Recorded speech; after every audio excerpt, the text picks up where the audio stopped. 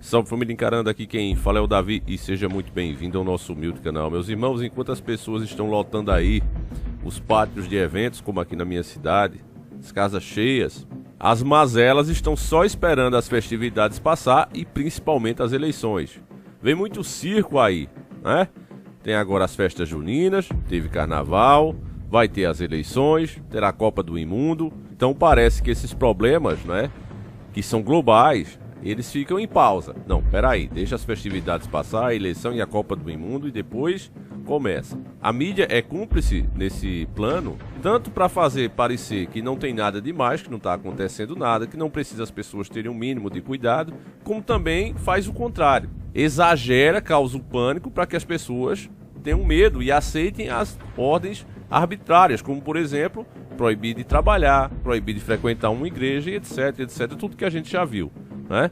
Mas isso tanto é prova, meus irmãos, que agora saiu a notícia que o próprio Lula e a esposa, né, que eles casaram agora recentemente, estão com Covid. Olha, a matéria tá no G1, ó. Lula e esposa Janja estão com Covid e ficarão em isolamento.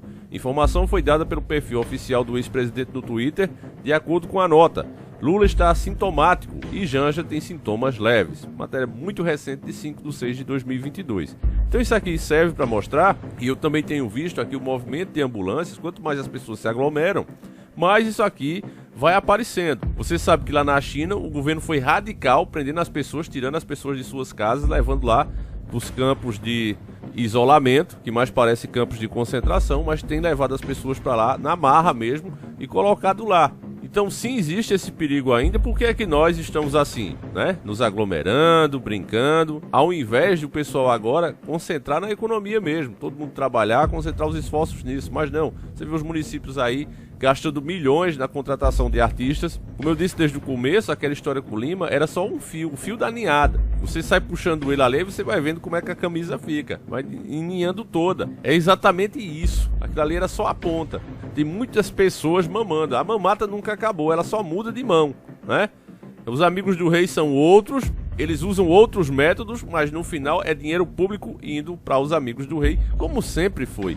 Quando eles falam, inclusive, em governabilidade, eles estão falando nisso. Olha, nós precisamos ser pilantras, trair as promessas, trair o povo para continuar governando. Então, seja A ou B, a gente sempre acaba pagando mais. E aí você vê que essas coisas estão todas em pausa. Agora, pausa não quer dizer que elas foram deletadas, meus irmãos. A matéria principal que a gente vai ver agora está aqui nos principais portais de informação pela internet. G1, Isto É, UOL. Primeiro caso de varíola dos macacos no Brasil é confirmado na cidade de São Paulo.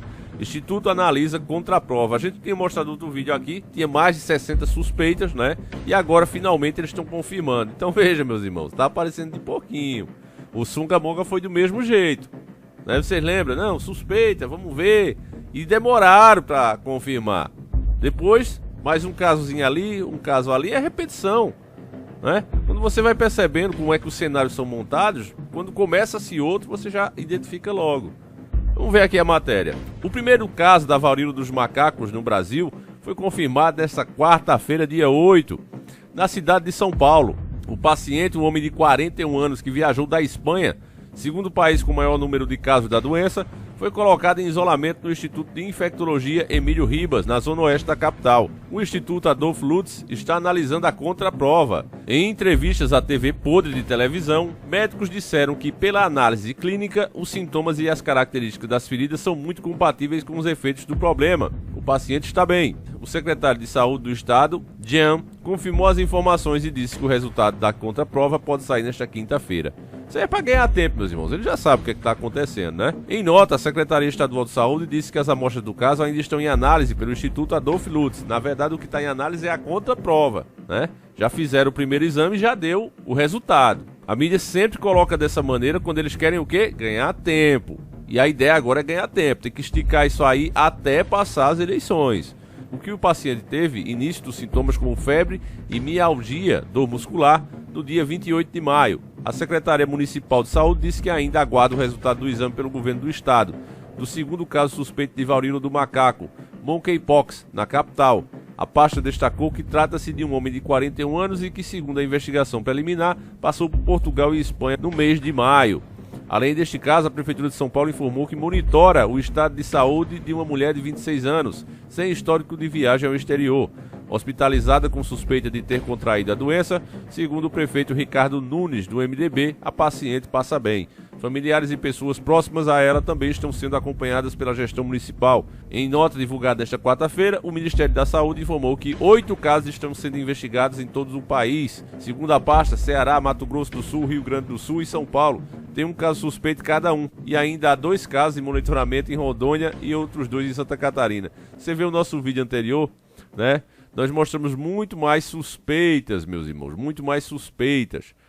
Tem praticamente todos os estados do Brasil, tem 3, 4 casos que estão pelo menos em suspeita. Agora vamos ver aqui o que é que falou ela, né? A principal organização de saúde. A OMS disse que a varíola dos macacos traz um risco moderado para a saúde pública mundial. Tá vendo, meus irmãos? Todos os problemas agora são mundial. A OMS disse que a varíola do macaco traz um risco moderado para a saúde pública mundial, depois que casos foram relatados em países onde a doença não é endêmica. O risco para a saúde pública pode se tornar alto se esse vírus se estabelecer como um patógeno humano e se espalhar para grupos mais propensos a risco de doenças graves, como crianças pequenas e pessoas imunossuprimidas, disse a OMS. A organização disse que não há recomendação de uso de vacina da varíola para caso da varíola de macacos, ou seja, não tem ainda, né? Mas com certeza deve ser criada em breve, né? Em tempo recorde.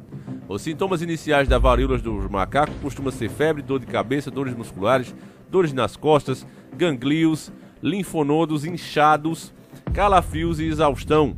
Depois do período de incubação, tempo entre a infecção e o início dos sintomas, o indivíduo começa com uma manifestação inespecífica, com sintomas que observamos em outros visores: febre, mal-estar, cansaço, perda de apetite, prostração, explica Giliane Trindade, virologista e pesquisadora do Departamento de Microbiologia da Universidade Federal de Minas Gerais. Dentro de 1 a 3 dias, às vezes mais, após o aparecimento da febre, o paciente desenvolve uma erupção cutânea. Elas começam a se manifestar primeiro na face e vão se disseminando pelo tronco, tórax, palma da mão, sola dos pés. Completa Trindade, olha o nome da doutora, né, meus irmãos? Até isso é incrível, né? Que uma doutora famosíssima com o nome de Trindade, que é a consultora do grupo criado pelo Ministério da Ciência, Tecnologia e Inovações para acompanhar os casos de varíolas dos macacos. Eu me pergunto, será que existem outros profissionais que têm opiniões diferentes? Aí eu mesmo me respondo, é claro que tem. Só que só é interessante, né, ouvir o pessoal que está mais ligado com o sistema. Até o sobrenome, na minha opinião, entrega, né? Você vê que tem vários outros profissionais que têm opiniões, que inclusive como é que surge esse tipo de coisa, mas eles não são ouvidos, né? O que vale é a narrativa, que é global. E os problemas hoje são global. Então, meus irmãos, eu não tenho dúvida que quando passar essa época de eleição, até porque as promessas que estão sendo feitas, os programas que estão sendo criados, a forma, por exemplo, agora, né, que foi o nosso vídeo de ontem, como o governo quer subsidiar a gasolina, quer criar bolsa caminhoneiro para dar combustível para caminhoneiro, um monte de absurdo que você sabe, né? Que o próprio governo, se você pegar o Bolsonaro falando, ele dizia, olha, o negócio não é dar o peixe, é dar a vara para o camarada pescar. Só que esses camaradas de hoje, ele no caso, ele junto com o PT mesmo, eles não tiraram a sua vara de pescar, eles tiraram o rio inteiro, conseguiram essa façanha de tirar o rio da sua frente. Então não adianta você ter a isca, não adianta você ter a vara, porque os caras sugaram o rio. E aí sem o rio agora eles vêm com a história de te dar sardinha ao invés de peixe. Olha, vamos te dar a sardinha, mas depois vão te cobrar 10 vezes, como o inscrito bem disse. É verdade, Davi, eles dão com uma mão e tiram com as duas. Eu diria que eles tiram com uma escavadeira, meu irmão. Eles tiram com uma escavadeira. Tudo isso que o governo inventa de dar vai ser cobrado em impostos. O que o pobre vai sentir na prática é a diminuição ainda mais do seu poder aquisitivo. Como assim, Davi? Vão diminuir meu salário? Não, meu irmão. O aumento de salário, na verdade, ele nunca existiu. Porque esses caras controlam os preços. Então imagine que fosse assim, ó. Você dissesse, olha, Davi, eu faço isso aqui por R$300 porque eu preciso comprar uma bicicleta. Mas todas as lojas de bicicleta são minhas. Aí eu digo, não, mas R$300 é muito, meu irmão. O seu serviço só vale 150. Aí você, não, mas eu quero R$300, não, não faço. Aí eu preciso do teu serviço, no caso o governo precisa de todos nós, porque o governo por si só é parasita, eles não geram nada, né? Eles vivem do que o povo trabalhando gera, riqueza real. Inclusive os bancos é a mesma coisa. Então você diz, eu faço pelos 300 se você quiser assim. Então eu digo, beleza, eu vou fazer os 300. Vou pagar você, toma aqui os 300. Aí tu corre pra loja, né, pra comprar a bicicleta. Chega lá, novidade, a bicicleta passou a ser R$600. Embora você não saiba, eu controlo os preços. Então, de todo jeito, vai ficar faltando 50% do seu pagamento. Como era antes, você ia receber 150, a bicicleta custava 300, né? Aí você aumentou o preço para 300 e eu também aumentei o preço do produto para 600. De todo jeito, falta 50%. E é o que a população não percebe. Então, quem é mais esperto, quem é mais desperto, já deve ter notado. Aumentou o salário mínimo, aumenta tudo. E agora tá pior, porque não é nem o salário mínimo que aumenta, é os próprios combustíveis. E ele puxa tudo no Brasil, medicação, alimento, tudo que você pensar é carregado, até porque sabotaram as nossas linhas ferroviárias, então tudo é carregado, transportado por caminhões. Se aumenta o preço do diesel, é óbvio que vai ser repassado para todas as mercadorias. Então você tem de volta à inflação, o seu dinheiro começa a não conseguir comprar nada, você recebe seu salário lá, vai fazer as compras e ele fica lá mesmo, né? Aí você tem que se endividar, pegar dinheiro em cartão de crédito, etc, etc, vai criando aquela bola de neve e você vê essa situação de calamidade que está no país, né? Um país que continua produzindo como nunca antes e exportando, porque para quem produz vale muito mais, porque o dinheiro deles vale 5, 6, até 8 vezes mais do que o nosso, então compensa muito mais fazer isso. As pessoas não estão nem aí e os problemas estão aí em pausa, né? Tá tudo aí em pausa, só esperando os tempos difíceis aparecer, porque é preciso haver o caos, meus irmãos. E com Lula e Bolsonaro aí como proposta para o Brasil, isso só tende a piorar, né? E deixar claro aqui que o pior plano de governo hoje é o de Bolsonaro, eu não tenho dúvida disso. Basta estudar aí a própria história e ver como os países que hoje são potências mundiais conseguiram chegar. Já indiquei aqui, indico várias vezes. Leia o livro de Adriano Benayon, que seria, né, o ministro da Economia do governo Dr. Enéas, se ele tivesse sido eleito, e ele deixa claro, faz um estudo de todos os impérios, as principais potências, desde a antiguidade, como se tornaram impérios, fazendo um estudo da sua economia, das atitudes que eles tomaram. Tem lá no livro dele, Globalização versus Desenvolvimento. Vale muito a pena ler, procure aí em PDF, você vai encontrar. Tá certo, meus irmãos? Então é isso. A gente vai ficando por aqui, voltaremos às 5 da tarde, se Deus permitir, com mais um vídeo revelador para vocês. Fiquem todos com Deus, um abraço e fui!